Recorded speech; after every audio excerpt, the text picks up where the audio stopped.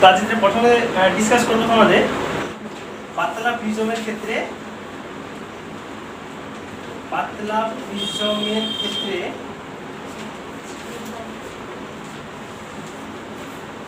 চ্যুতিকোণের রাশিমালা। আমরা আগের দিন ডিসকাস করছিলাম যে আমি চ্যুতিকোণ কাকে বলতাম। একটা প্রিজমের ক্ষেত্রে আপতিত রশ্মির দিক এবং প্রতিসৃত রশ্মির দিক, সেই দুটো দিকের যতটা ডেভিয়েশন ছিল, যতটা পার্থক্য ছিল, আমি তাকে বলতাম চ্যুতি। আজকে আমি পাতলা প্রিজমের ক্ষেত্রে, পাতলা প্রিজম কাকে বলবো? যার অ্যাঙ্গেল অফ প্রিজমটা ছোট হয়, অর্থাৎ সরু মতো প্রিজমটা, সরু প্রিজম, বুঝতে পারলে? সরু যত চাওড়া হবে তাকে বলবো মোটা প্রিজম, তার আলাদা। এটা হচ্ছে সরু প্রিজমের ক্ষেত্রে বা পাতলা প্রিজম বলতে পারবো। এটা ছিল আমার এ, ওই প্রিজমের প্রতিসারক কোণ ছিল। আচ্ছা, ধরলাম আমি এটা ধরো লম্ব, এই দিকের পৃষ্ঠের লম্ব আর ওই দিকের পৃষ্ঠের একটা লম্ব করে তো এইটাতে লম্ব কেন করলাম? আমি পার্টিকুলার ওই পয়েন্টে আলো ফেলাবো আর প্রিজম। পাতলা প্রিজমের ক্ষেত্রে ব্যাপার কি দেখো, এখানে আমি আলোক রশ্মিকে প্রায় লম্বভাবে ফেলাবো। প্রায় লম্ব মানে কি? এই যে লম্বটা আছে ওর প্রায় কাছাকাছি আর কি, মানে বলতে পারো যে আপতিত রশ্মি যেটা I1 ছিল সেটা খুব ক্ষুদ্র হবে। তাহলে এখানে তুমি লিখো, আমরা এখানে যেটা করবো যে ক্ষুদ্র আপতন কোণের জন্য, ক্ষুদ্র আপতন কোণের জন্য, ক্ষুদ্র আপতন কোণ মানে I স্মল। ক্ষুদ্র আপতন কোণ মানে কি? তার মানে লম্বের প্রায় কাছাকাছি আলোক রশ্মি ফেলাতে হবে। কারণ আমি কোণটা কোথা থেকে মাপতাম? লম্ব থেকে মাপতাম, ঠিক? ভাবো না, আলোক রশ্মি দূর থেকে পড়ে তার ক্ষেত্রে বড় অ্যাঙ্গেল হয়ে যাবে।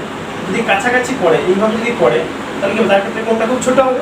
আমি সেই কেসটা ধরে এই ক্যালকুলেশনটা করবো। তার মানেটা কি দাঁড়ালো? ইমপ্লাইজ দ্যাট যে আলোক রশ্মি, এটা হচ্ছে কন্ডিশন। আমি যে ক্যালকুলেশন করবো তার আগে আমি কন্ডিশন ধরে নিচ্ছি যে আই এর মানটা ক্ষুদ্র হতে হবে। আলোক রশ্মি বলতে পারো যে প্রায় লম্বভাবে আপতিত হবে, প্রায় লম্বভাবে আপতিত হবে। এই ব্যাপারটা কি বুঝতে পারছো? যে আপতন কোণ I ক্ষুদ্র হওয়ার সঙ্গে লম্বভাবে পড়ার কি সম্পর্ক? লম্বভাবে পড়লেই তবে কোণটা ক্ষুদ্র হবে। একবারে যদি লম্ব পড়ে যায় তাহলে কোণ তো জিরো হয়ে যাবে, ঠিক? কারণ ওখানে মাপা হয়, ওখানেই আছে জিরো। এইভাবে ব্যাপার হবে। কখন বেশি হবে? যখন লম্ব থেকে আরো দূরে পড়বে, মানে যত তুমি তির্যকভাবে ফেলাবে তত অ্যাঙ্গেল আরো বাড়বে। এইভাবে সরাতে পারবে অ্যাঙ্গেল। এইবার আমরা এখানে স্নেলের সূত্র লাগাবো। দেখো তাহলে যে স্নেলের সূত্র থেকে পাই আমি, স্নেলের সূত্রানুসারে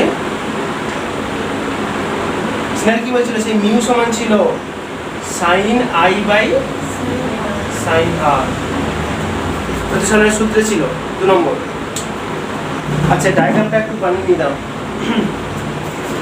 দেখো আমি এখানে ধরে নিয়েছি আপতন কোণ আইটা ক্ষুদ্র হবে, কিন্তু আমি আঁকার সময় যদি ওভাবে আঁকি তোমার বুঝতে খুব অসুবিধা। আমি জেনারেল যে কোনো একটা ছবি আঁকছি, ঠিক আছে? আমি ধরলাম এভাবে আলোটা পড়লো, এসে লঘু থেকে ঘন মানে কি? লম্বের দিকে মাখবে। আলোটা এভাবে মাখলো, এঁকে এখান থেকে আবার এভাবে চলে যাবে, ঠিক? এটা ছিল I1, আর এই কোণটা ছিল R1, এটা ছিল R2, আর এটা ছিল I2। আচ্ছা দেখো, এইটাকে যদি আমি পিছন থেকে বাড়াতাম এইভাবে, আমার এই কোণটা ডেল্টা ছিল, মনে পড়ে? এটা ছিল ডেল্টা, বাস। আচ্ছা আমি ধরি তাহলে প্রথম পিঠের জন্য আমি প্রথমে যদি ধরি, এখানে তাহলে I1 হবে আর R1 হবে। আচ্ছা, তাহলে এখান থেকে আমি আচ্ছা এবার তোমরা বলো, সেই সাইনের ক্ষেত্রে ছিল যদি সাইন থিটা ক্ষুদ্র হতো তাহলে শুধু কি হতো? আমি ওটা অ্যাপ্রক্সিমেট শুধু থিটা ধরতে পারতাম, ছিল? সেই অ্যাপ্রক্সিমেট এনে লাগাবো। সাইন I যদি, মানে I এর মান যদি ক্ষুদ্র হয়, I যদি ক্ষুদ্র হয় তাহলে সাইন I নিয়ার ইকুয়াল আমি শুধু I লিখতে পারি। তাহলে এখানে করবো আমি কি হবে? তাহলে I1 বাই R1। তাহলে I1 সমান আমি কি পাবো? অতএব I1 সমান আসবে মিউ ইন্টু R1। এটাকে তুমি রাখো 1 নম্বর, এটা 1 নম্বর। আচ্ছা উপরে লিখে রাখতে পারো, এটা হচ্ছে প্রথম তলের ক্ষেত্রে, প্রথম তলের ক্ষেত্রে। এবার হবে দ্বিতীয় তলের ক্ষেত্রে। দ্বিতীয় তলের ক্ষেত্রে। আচ্ছা, সেকেন্ড মিডিয়াম একই রকম হবে তাহলে মিউ সমান কি হবে সেখানে sin i2 by sin r2 লিখো তাহলে সেটা সেখানে আসবে মিউ সমান sin i2 by sin r2। আগেরটাতে প্রথম ছিল বলে i1 r1 ছিল, আর এটা দ্বিতীয় মাধ্যম বলে i2 r2 আর তো কিছু না। আবার তুমি দেখো সে একই রকম ভাবে যদি ক্ষুদ্র হয় ওটা হবে i2 বাই r2। তাহলে i2 সমান আমি কত পাবো মিউ ইনটু r2। এটা 2 নম্বর বলে রাখো, একদম সিমিলার জিনিস, আগেরটা যেমন ছিল এরকম। এইবার আমরা আগের দিন যেটা প্রমাণ করছিলাম, যেটা আমি এখানে প্রমাণ করে দিয়েছি তোমাদেরকে, সেই প্রমাণটা লাগাবো। আমরা জানি, মানে আমরা অনেক কিছুই জানি, কিন্তু এখানে কোনটা জানার দরকার সেটা দেখতে হবে। আচ্ছা, আমরা প্রিজমের চ্যুতিকোণের রাশিমালা ডেল্টার মান কি দেখলাম এক্ষুনি, i1 plus i2 minus a ছিল। এবার এখানে i1 এর জায়গায় এই মানটা বসাবো, i2 এর জায়গায় এই মানটা বসাবো, মান বসাবো। এর মধ্যে ছিল মিউ ইনটু r1, এটা ছিল mu into r2 minus a।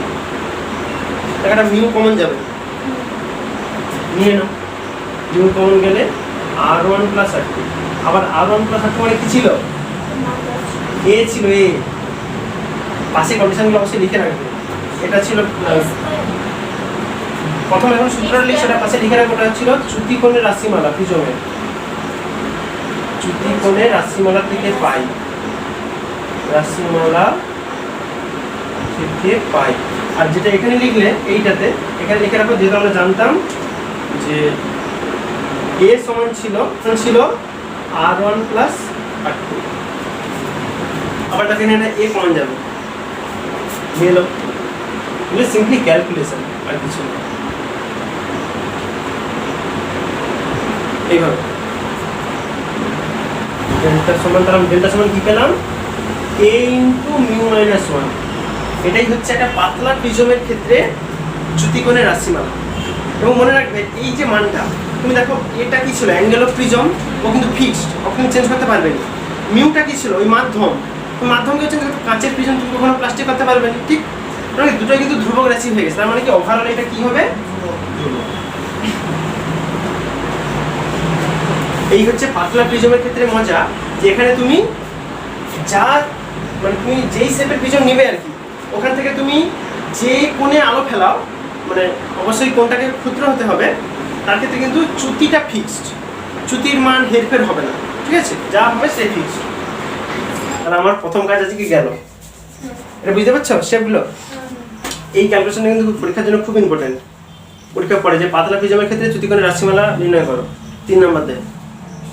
তাহলে লিখে রাখো, যেহেতু ধ্রুবক এসে ব্যাপারটা কি তাহলে সিগনিফিকেন্ট পেলে, কারণ এখান থেকে অ্যাকচুয়ালি প্রশ্ন এরকম টাইপ পড়ে, তো তোমাকে হয়তো আবার ঘুরে এরকম প্রশ্ন দিল যে এটা দেখাও যে পাতলা প্রিজমের ক্ষেত্রে চ্যুতিকোণের রাশিমালা যে কোনোভাবে চেঞ্জ হওয়ার না, এটা বলতে পারো। তাহলে লিখে রাখো ওটা, যে এক্ষেত্রে চ্যুতিকোণ আপতন কোণ বা প্রতিসরণ কোণ কারোর উপর নির্ভরশীল নয়। পরিষ্কার লিখো, চ্যুতিকোণ তাহলে আপতন কোণের উপর নির্ভরশীল নয়, আপতন কোণের উপর নির্ভরশীল নয়। আচ্ছা, তাহলে এবার দেখো, আমরা আগের ক্ষেত্রে যেখানে শুধুমাত্র প্রিজমের কেস করছিলাম, সেখানে আমরা সেই আপতন কোণের সঙ্গে চ্যুতিকোণের একটা গ্রাফ করছিলাম, সেটা ছিল জেনারেল যে কোনো প্রিজমের ক্ষেত্রে। পার্টিকুলারলি পাতলা প্রিজমের ক্ষেত্রে তাহলে যদি গ্রাফ করি কি হবে, একটু লিখে নাও যে পাতলা প্রিজমের ক্ষেত্রে, পাতলা প্রিজমের ক্ষেত্রে ডেল্টা ভার্সেস আই গ্রাফ, মানে চ্যুতি ভার্সেস আপতন কোণ।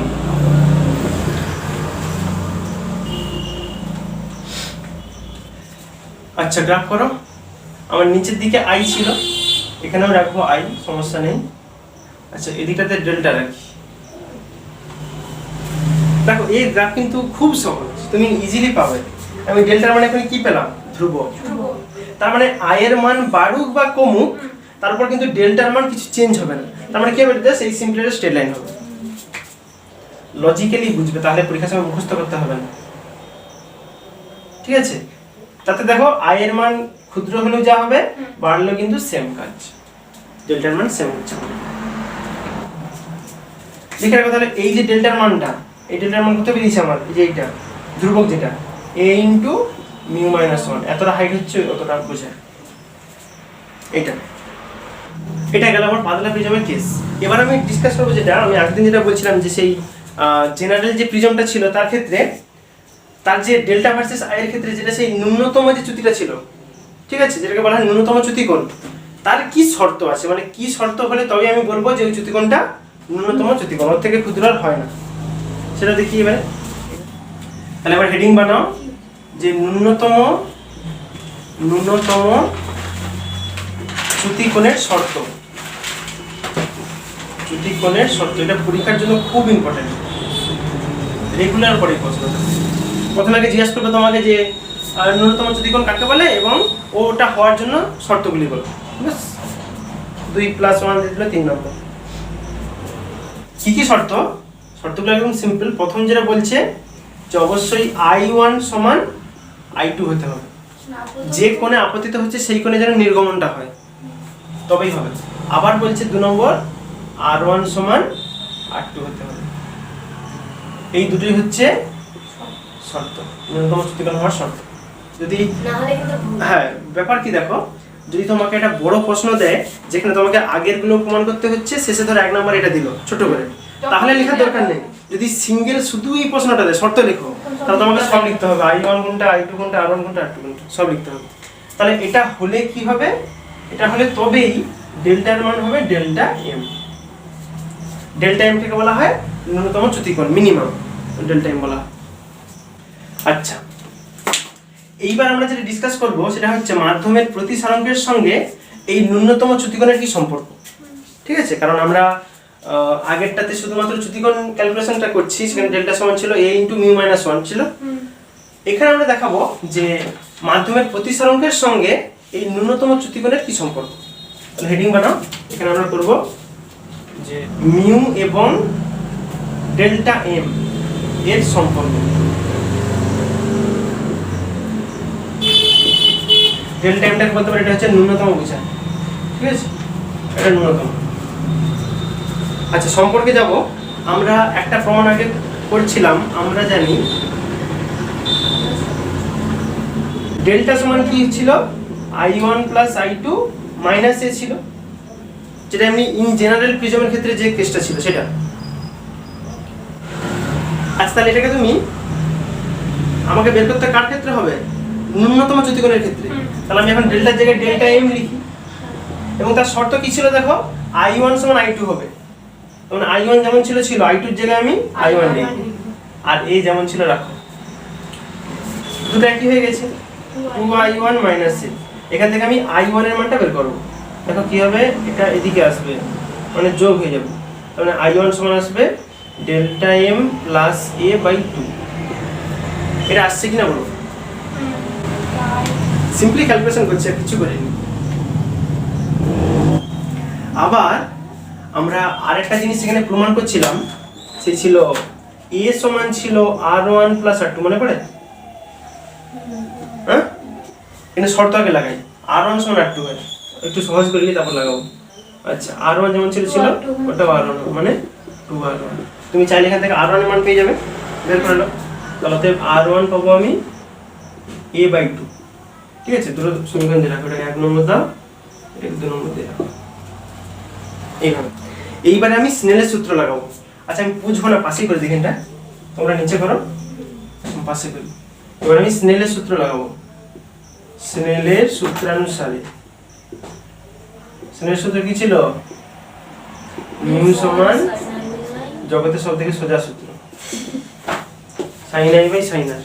এবার তুমি i এর মান মনে বসাও, কারণ এখানে i দেখো, i এর মান I1 I2 যাই হোক দুটোই তো সমান, তাহলে ওটা ব্যাপার না, i এর জায়গায় এই মানটা বসাও আর এর জায়গায় এই মানটা বসাও।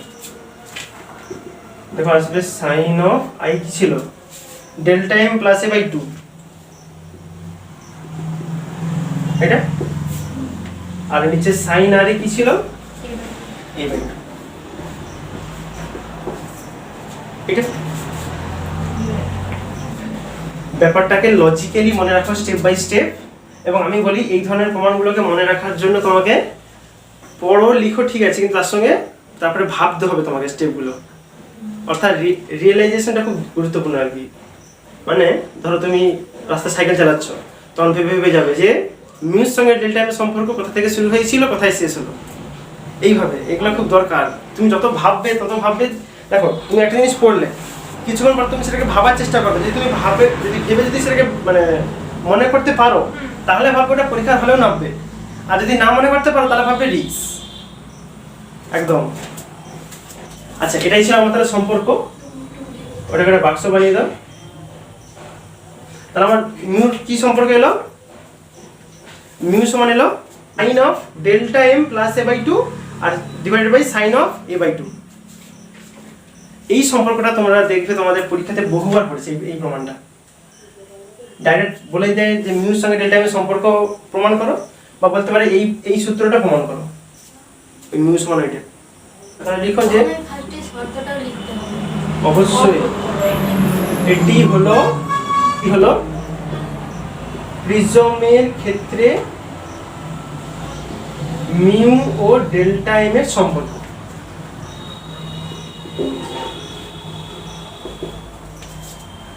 বুঝতে পারছো এরা কত জটিল সম্পর্কে জড়িয়েছে, সাইনের ভিতরে তার সঙ্গে বাইরের একটা সম্পর্ক। একটা অ্যাপ্লিকেশন দেখি এত সূত্র কোথায় কাজে লাগে, ঠিক তো? তাহলে সারা জীবন ফিজিক্স পড়ে গেলে ফিজিক্স কোথায় লাগে এই তো ভাবতে। এতক্ষণ তোমাদের দেখো যেগুলো আমি প্রবলেম করালাম, যে সমস্ত আমি সমীকরণগুলো পেলাম সেগুলোর উপর কাজ করে একটা প্রবলেম দিয়েছি। বলা আছে দেখো মিউর মান আছে √3, বলা আছে ওই প্রতিসারক যুক্ত কাঁচে যদি প্রিজম তৈরি করা হয় তার ক্ষেত্রে ন্যূনতম চ্যুতিকোণ এবং প্রিজম কোণের মান বলা আছে সমান, অর্থাৎ ডেল্টা এম সমান এ বলা আছে। তাহলে প্রশ্ন হচ্ছে প্রিজম কোণের মান বের করতে হবে, মানে এর মানটা বের করতে হবে। তাহলে দেখো সেই সূত্রটা কি ছিল লিখো আগে। ঠিক আছে, মিউ সমান ছিল sine of delta m plus A by two আর sine of A by two. আবার দেখো এই প্রবলেম অনুযায়ী বলা আছে এখানে মিউর মান আছে √3 আর ডেল্টা এম বলা আছে সমান অফ এ। এই যে চ্যুতিকোণের মান, চ্যুতিকোণ ছিল ডেল্টা এম, ন্যূনতম চ্যুতিকোণ সেটা বলছে প্রিজমের প্রতিসারক কোণ মানে এ তার সঙ্গে সমান, প্রতিসারক কোণ বলা ছিল। তাহলে তুমি সিম্পলি দেখো এই জায়গায় যদি তুমি এ বসিয়ে দাও তাহলে 2a হয়ে যাবে, 2 কেটে যাবে। তাহলে কি পাবো বলো তো? উপরটাতে পাবো শুধু sine A by sine A by two পাবো। এবার আমি সেই সাইনের একটা সূত্র জানতাম, আমরা তোমরা সেই ম্যাথে করছো হয়তো, লিখে রাখো পাশে। আচ্ছা, মিউর মান বসিয়ে দাও, √3 ছিল। সূত্রটা দেখো, আমরা সাইন এ কিভাবে লিখতে পারি? আচ্ছা 2 into sine A by two into cos A by two. একদম সাইনে তাহলে কি পেলাম আমি? 2 sin a by 2 into cos a by 2। তুমি সিম্পলি এই sin এর জায়গায় মানটা বসাও দেখো 2 sin a by 2 into cos a by 2। যাদের ম্যাথমেটিক্স নেই তারা সিম্পলি শুধু এই সূত্রটা একটু মনে রাখো, আর যাদের ম্যাথ আছে তাদের কোনো ব্যাপার নয়। sin a by 2 এইটা দেখো, sin a by 2 কেটে যাবে। হ্যাঁ, তাহলে থাকে কি 2 cos a by 2, ওটা ছিল √3 সমান। তাহলে এবার তুমি √3/2 হবে, এটা এদিকে নিয়ে এলে তাহলে cos a by 2 সমান কি পেলাম? √3/2। এই 2টাকে দিকে নামিয়ে দিচ্ছি নিচে, সমানের ওদিকে ছিল ওটাকে নিচে নামিয়ে দিচ্ছি। এবার তুমি সিম্পলি a by 2 এর ইনভার্স লাগাও। a by 2 সমান কি আসবে? cos ইনভার্স অফ √3/4 30 ডিগ্রি যা হবে 60 ডিগ্রি, মানে simply 2 into 30 degree, that is 60 degree. হলো? এরকম সিম্পলি তুমি শুধু এই সূত্রে বসিয়ে দিয়ে এই কন্ডিশনটা লাগালেই হ্যাঁ তুমি এই প্রিজম কোণের মান পেয়ে যাবে, যেটাকে বলা হয় প্রতিসারক কোণ। আচ্ছা দেখো, তোমাদের আরেকটা প্রবলেম আমি দিলাম, এটা তোমরা বাড়িতে করো বা এখনই করো। 1.5 প্রতিসারকের একটি প্রিজম তার প্রতিসারক কোণের সমান ন্যূনতম বিচ্যুতি ঘটায়, আবার সেই সেম কন্ডিশন, ঠিক আছে? তাহলে বলছে উক্ত কোণের মান কত, বের করো। চুপ করো। আচ্ছা দেখো, এখানে আরেকটা প্রবলেম দেওয়া আছে। তো বলা আছে একটা সমবাহু প্রিজম যার প্রতিসারক মিউর মান বলা আছে 1.5, এবং বলা আছে যে ওর মধ্যে যেটা আলোর রশ্মি এমন ভাবে যায় যে আপতন কোণ এবং নির্গমন কোণ সমান, অর্থাৎ I1 সমান I2 এটা, এবং কোণ দুটি চ্যুতিকোণের 3/4 অংশ, অর্থাৎ এই যে দুটো কোণ যে পেলাম ওটা চ্যুতিকোণ মানে ডেল্টা 3/4 অংশ। প্রশ্ন হচ্ছে তাহলে চ্যুতিকোণের মানটা আমাকে বের করতে হবে, ঠিক আছে? আগে কি কি ডাটাগুলো দেওয়া আছে লিখে নাও এই ধরনের প্রবলেম করার জন্য। হ্যাঁ, I1 সমান I2 বলা আছে, কোণটা বলা আছে চ্যুতিকোণের 3/4 অংশ, তাহলে 3/4 ডেল্টা। আবার বলা আছে মিউর মান 1.5। আচ্ছা দেখো, সমবাহু প্রিজম, সমবাহু মানে যে তিনটা বাহু সমান। এবার বলো এটা প্রিজম মানে তুমি এটা ত্রিভুজ বলে ভাবতে পারো শেপটাকে, ত্রিভুজের তিনটা বাহু সমান মানে তার কোণের মান কত? তাহলে এখানে লিখো যেহেতু সমবাহু বলা আছে, সমবাহু প্রিজম, তার ক্ষেত্রে তাহলে এর মান কত হবে? 60 ডিগ্রি। কারণ যেহেতু সমবাহু ত্রিভুজ মানে কি তার তিনটা কোণ 60 করে 180 হবে। এখানে দেখো আমরা যে সূত্রটা লাগাবো, আমরা সেই জায়গায় সূত্র প্রমাণ করছিলাম যে ডেল্টা সমান ছিল I1 plus I2 minus A, মনে পড়ে? সেই সূত্র কাজে লাগাবো। তাহলে এখানে I1 এর মান কত বসবে? 3/4 ডেল্টা, বুঝছো? I2 3/4 ডেল্টা, আর এর মান 60। এইটা এইভাবে তুমি এবার সব ডেল্টাগুলোকে একদিকে করে ডেল্টাকে কমন নিয়ে মান বের করে নিতে পারবে। করো তাহলে, এই ডেল্টা আগে ছিল ওদিকে আসবে 3/4 ডেল্টা, আবার এটা 3/4 ডেল্টা সমান 60 ডিগ্রি। ডেল্টাটা কমন নিয়ে নাও, তাহলে কত আসবে? 1 মাইনাস 3/4 মাইনাস 3/4 সমান 60 ডিগ্রি, সমান মাইনাস 60 ডিগ্রি, ঠিক আছে? ডেল্টার মান তাহলে কত হবে? ওদিকে -60 ছিল, আর এটা দেখো বিয়োগ করলে 1 থেকে 3/4 বাদ দিলে থাকে আর 1/4, 1/4 থেকে 3/4 নিয়ে নিলে হবে -2/4 হবে, 2/4 মানে হাফ, -হাফ, মানটা 2 গুণ হয়ে যাবে একদম। ডেল্টার মান হবে 2 × 60, মাইনাস মাইনাস কেটে যাবে, হবে 120। বুঝতে পারলে?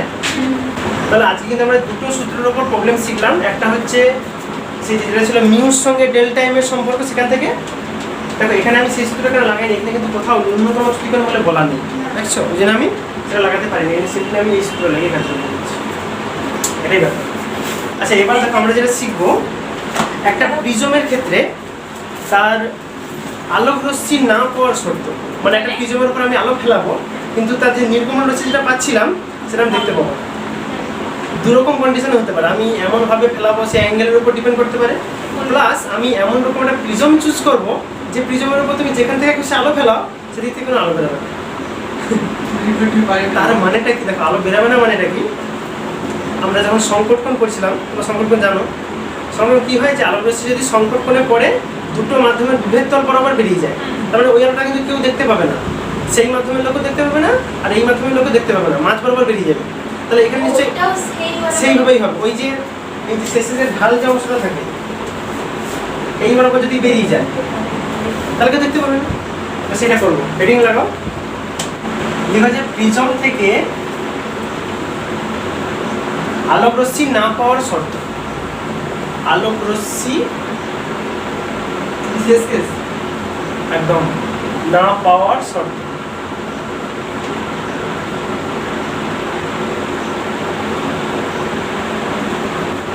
আমি বলছিলাম যে দুভাবে আমি করতে পারি, একটা হচ্ছে আপতন কোণের একটা সীমাস্থ মানের উপর, তাহলে 1 নম্বর এ তে লিখো, এটা শিখবো আপতন কোণের সীমাস্থ মান।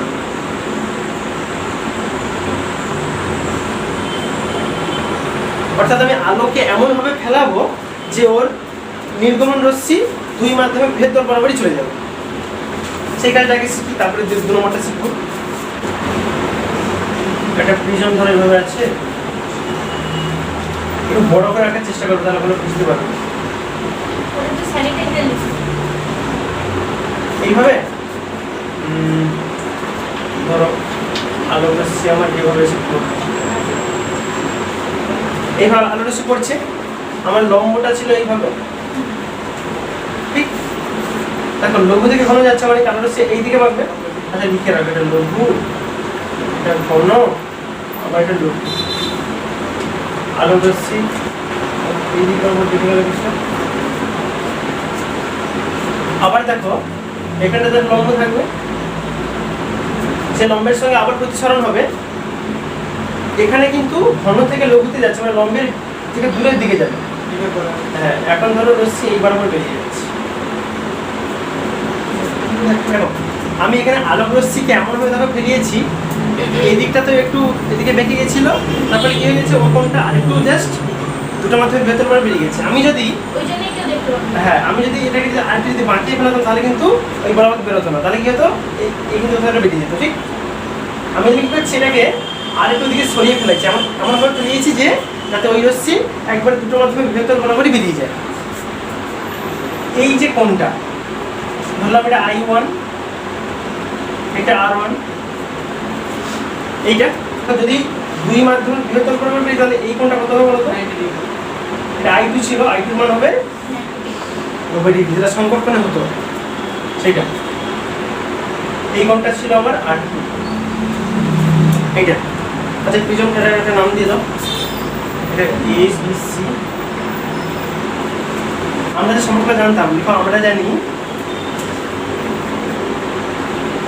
A সমান কি জানতাম? R1 + R2। তাহলে R1 সমান কি হবে এখানে? R1 সমান হবে A - R2। আমি জাস্ট এটাকে R1টাকে দেখেছি, এটাকে দিয়ে দিচ্ছি এইটা। আবার এখানে একটা মজার বিষয় দেখো, এইখানে যে কোণটা যেটা R2 ছিল ওটা যদি সংকট কোণ হয় তবেই কিন্তু দুটো মাধ্যমে বৃহত্তর বরাবর যাবে। ঠিক? সংকট কোণের নিয়ম কি ছিল? যেই কোণে আপতিত হলে ওটা হচ্ছে দুই তলের বৃহত্তর বরাবর বেরিয়ে যায়। সেই হ্যাঁ, এই কোণটাকে আমরা বলতাম সংকট কোণ, এটা থিটা সি দ্বারা লিখতাম। তাহলে R2 যা থিটা সি হতো, তাহলে R2 জায়গায় থিটা সি লিখো, A - থিটা সি। এবার তুমি সিম্পলি দুদিকে সাইন নিয়ে নাও, এদিকে তাহলে হবে সাইন R1 আর ওদিকটাতে হবে sine of A - theta C. আবার সেই সূত্রে ফেলাতে হবে, তাহলে সেই সাইন A - B সূত্র জানতে?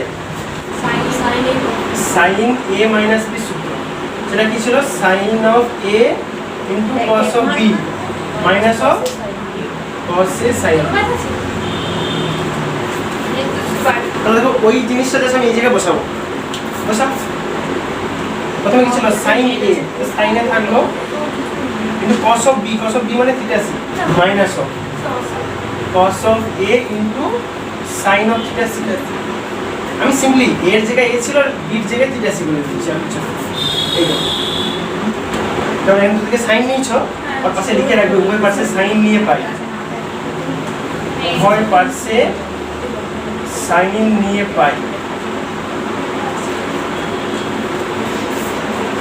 পরীক্ষার সময়তে এই কন্ডিশনগুলো লিখতে একদম ভুলবেন। যেখানে যা স্টেপ করবে, এখানে যখন R2 এর জায়গায় থিটা সি বসিয়েছো পাশে লিখবে অবশ্যই R2 সমান থিটা সি, সমস্ত কন্ডিশন। আচ্ছা তাহলে এবার আমি যেটা ধরো, আচ্ছা আমরা স্নেলের সূত্র মিউ সমান জানতাম sine I by sine R। তাহলে এখানে আমরা প্রথম তলের ক্ষেত্রে ধরলে I1 R1, তাহলে এখান থেকে আমি সাইন R1 সমান কি পাবো বলো? দেখো সাইন R1 সমান আসবে সাইন I1 বাই মিউ আসবে। ওই মানটাকে এখানে বসিয়ে দেবো এই সাইন R1 এর জায়গাতে, এই মানটাকে এখানে বসিয়ে দেবো। তাহলে পাবো সাইন I1 বাই মিউ সমান আসবে sine A into cos of theta C. Actually cos of A into sine theta C. তোমরা আমি সম্পর্কে জানতে তো কি ছিল সেখানে? সেই সাইন থিটা সি তখন আসতো 1 বাই মিউ। এটা আগের ক্লাসে করানো হয়েছে, তোমাদের ক্লাস 10 ছিল হয়তো এইটা। তাহলে cos থিটা সি কি আসবে? সেই রুট ওভার অফ কি হয় 1 মাইনাস সাইন স্কয়ার, তার মানে 1 মাইনাস এইটা স্কয়ার, মানে 1 বাই মিউ স্কয়ার। দেখো মিউ স্কয়ার লসাগু নিলে মিউ স্কয়ারটাকে বাইরে বের দিলে 1 বাই মিউ হয়ে যাবে ভেক্টরের বাইরে, আর ভিতরে আসবে মিউ স্কয়ার মাইনাস 1। এটা আর কিছু সাইন A যেমন আছে থাকলো, cos থিটা সি মানে এইটা 1/μ into root over of mu square minus 1 minus cos of n sin theta c, এটা 1/μ। সিম্পলি মান বসিয়েছি, আর কিছু করি। এবার দেখো 1/μ এটা কমন যাবে দুটো থেকে, কমন নিয়ে এলো 1/μ কমন যাবে, ভিতরে থাকবে কি, এদিকে থাকবে sin a into root over of mu square minus 1, আর এদিকে থাকবে শুধু cos অফ a। এবার একটা মজার বিষয় দেখো, এদিকে কিন্তু একটা 1/μ ছিল বাইরে, যেটা sin মানে এইটা sin i1/μ ছিল, তো মানে এই মিউ ভ্যানিশ, তাহলে sin i1 সমান আসবে এই বাকিটা mu square minus 1 minus cos of a। এটা এবার যদি তোমাকে আপতন কোণ চায়, তুমি sin ইনভার্স অফ এই পুরোটা লিখে দেবে। i1 সমান কি হবে, sin ইনভার্স অফ এই পুরোটা, ওটাই হলো এই আপতন কোণের সীমাস্থ মান i1। আচ্ছা আমি করে দিচ্ছি, i1 সমান আসবে তাহলে sin inverse of sin a into root over of mu square minus a into cos of a। এই ফর্মটা দেখতে একটু ভয়ঙ্কর লাগছে, কিন্তু এটা কিন্তু খুব ভালো, মানে পরীক্ষা ভালো নাম্বার পাওয়া যায় এগুলো বলছি। এটাই হলো আপতন কোণের সীমাস্থ মান, আপতন কোণের সীমাস্থ মান। এবার 2 নম্বর যে চেষ্টা করবো আমরা, যে প্রিজম থেকে আলোক রশ্মি না পাওয়ার শর্তে 2 নম্বর কন্ডিশন, যে প্রিজমের প্রতিসারক কোণ,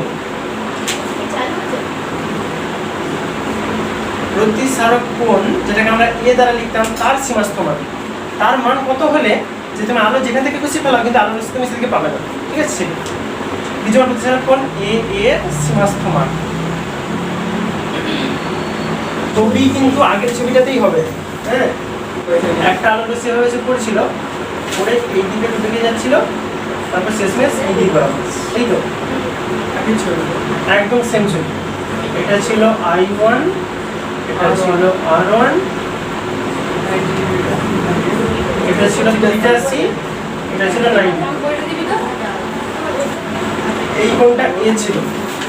এবার আমাকে বের করতে হবে, যেটা আমি এই প্রবলেমের ক্ষেত্রে করবো, যেটা যে প্রিজমের এই যে এর মান, যেটা অ্যাঙ্গেল অফ প্রিজম বলা হয়, প্রিজমের কোণ, সেই কোণটা কত হলে যে কোণে আলো ফেলালে, মানে তুমি যেখানে কিছু আলো ফেলাতে পারো, তুমি এদিকে ফেলাতে পারো, এইদিকে ফেলাতে পারো, কিন্তু এদিকে তুমি কোনো আলো পাবে না, সেটা দেখো।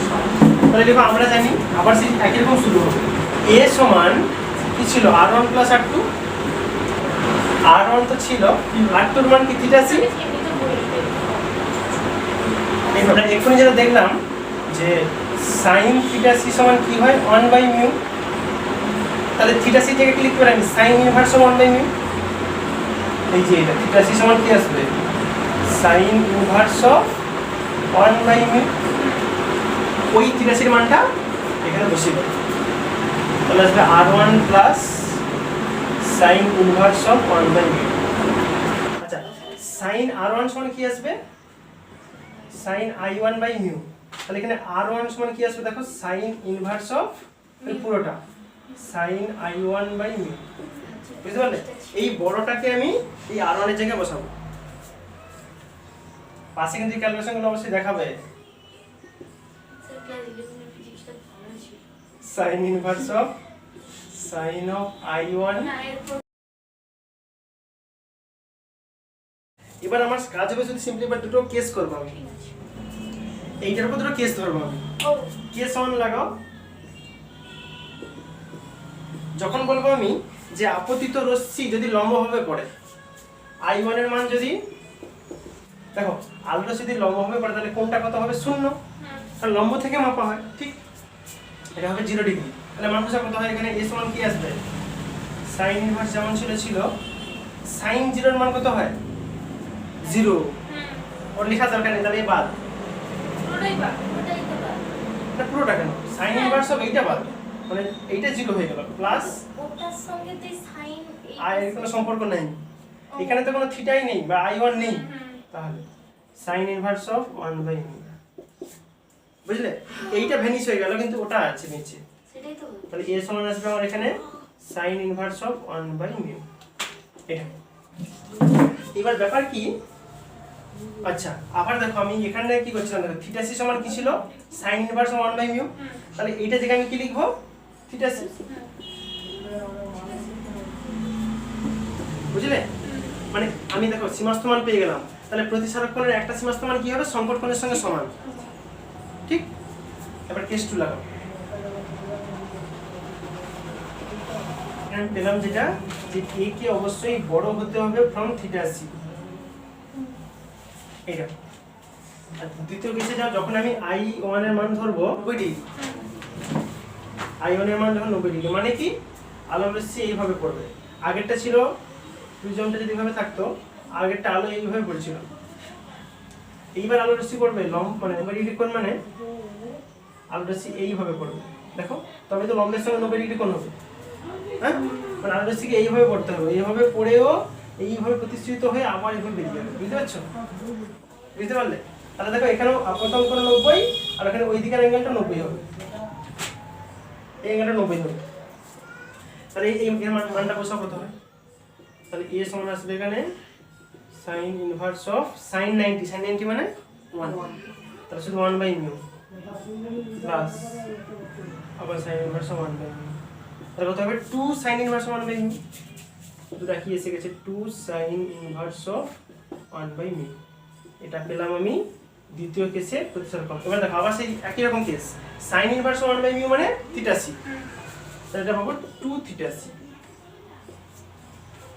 তার মানে প্রতিসারক কোণের মানকে সংকট কোণ থেকে ডবল সংকট কোণের মধ্যে রাখলে কি হবে, ওই প্রিজম থেকে কোনো আলোর রশ্মি আমি পাবো না আউটসাইড থেকে। ঠিক আছে, এই ব্যাপার, এই কন্ডিশন পেয়ে গেলাম। এখানে কি হলো, তাহলে এটাকে অবশ্যই বড় হতে হবে ফ্রম 2 থিটা সি।